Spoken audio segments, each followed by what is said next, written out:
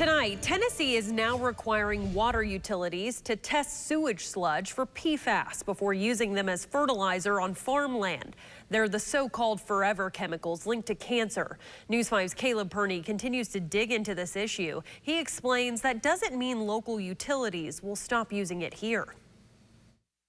The change requires utilities to test sewage sludge used on farmland for PFAS within 90 days of getting a permit, and again annually. But there is no requirement to do anything based on the test results. Local environmentalist Dan Firth is applauding the change. It's certainly not enough, but you got to start somewhere.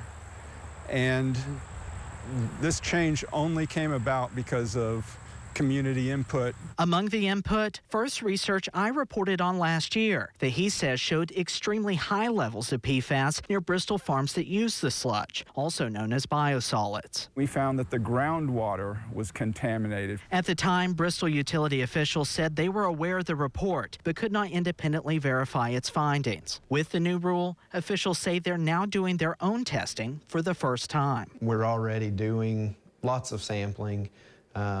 And since it wasn't a requirement, we just hadn't taken those sampling steps. Bristol is among at least 7 local utilities with permits to use the material on farmland valid through 2030. Bristol doesn't yet have a firm plan for what to do after the results come back. Use of biosolids continues in the meantime. Doesn't sound like there's a lot of urgency.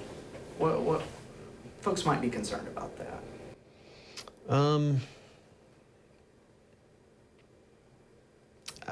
I would say, we followed all our necessary required protocols from TDEC and EPA. If there's a high risk, we would expect EPA and TDEC to tell us, hey, at this point, we have too much evidence.